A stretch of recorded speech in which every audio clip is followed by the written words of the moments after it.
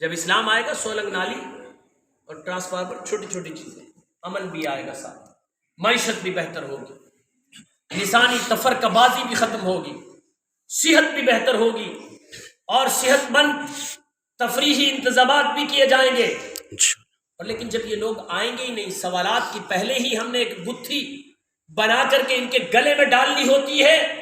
جب دوسرا آتا ہے تو اسے ہم ویلکم کرتے ہیں، جب کوئی دیندار آتا ہے تو اس سے سوالات کرتے ہیں، یہ منافقت ہماری بخشش اور سفارش کا ذریعہ سے یقیناً نہیں بن سکے گی۔ میرے محترم دوستو، آپ نے جب ووٹ دیا، میں آپ کو یقین دلاتا ہوں، آپ کو یہ بات بڑے وثوق کے ساتھ کہتا ہوں، میرے محترم دوستو، یہ ووٹ دیندار طبقے کو دیا ہوا کسی وجہ سے اگر آپ کے گھر کو روشن نہ بھی کر سکا، اگر کسی وجہ سے آپ کے گھر کے ٹرانسفارمر اور بجلی کی وجہ سے آپ کے گھر کو روشن نہ بھی کر سکا، لیکن آپ کی قبر کو ضرور روشن کر دے گا۔ آپ کو آپ کی قبر کی روشنی چاہیے کہ نہیں چاہیے بھائی؟ جن کو چاہیے ذرا ہاتھ کھڑا کر کے بتائیں کہ ہمیں قبر کی روشنی بھی چاہیے، اللہ کے نبی کی سفارش بھی چاہیے،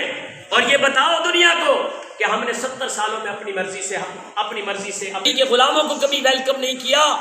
اس دفعہ ہم نبی کے غلاموں کو ووٹ دے کر نبی علیہ الصلوۃ والسلام کی سفارش کا اپنے آپ کو استحقاق بنائیں گے اور مستحق ٹھہرائیں گے، نبی کے غلاموں کی صف میں کھڑے ہوں گے، کوئی جیتتا ہے تب بھی کھڑے ہوں گے، کوئی ہارتا ہے تب بھی کھڑے ہوں گے۔ میرے محترم دوستو، یہ چڑیا تم سے سیانی ہے، تم نبی کے غلام ہو، نبی علیہ الصلوۃ والسلام کے امتی ہو، اور کہتے ہو نبی علیہ السلام ہماری سفارش کریں گے۔ کیسے تمہاری سفارش ہوگی؟ نبی کے غلاموں کے دشمنوں کی صف میں کھڑے ہو کر نبی سے سفارش کی امید کرنے والوں، اس چڑیا کا جذبہ دیکھو۔ ابراہیم علیہ السلام کی آگ جل رہی ہے اور یہ چڑیا چونچ میں پانی لے کے آتی ہے، ایک قطرہ اس کے اوپر ڈالتی ہے، معلوم بھی ہے میرے اس قطرے کی وجہ سے آگ بجھ نہیں پائے گی، آگ کم نہیں ہونے پائے گی۔ پوچھا جاتا ہے چڑیا تم یہ کیا کر رہی ہو؟ فرمایا اس لیے کر رہی ہوں، معلوم مجھے بھی ہے کہ یہ آگ نہیں بجھا سکتی، معلوم مجھے بھی ہے میری وجہ سے یہ دنگل ختم نہیں ہو سکتا، لیکن اس لیے کر رہی ہوں کل قیامت کے دن اللہ رب العزت مجھ سے پوچھیں گے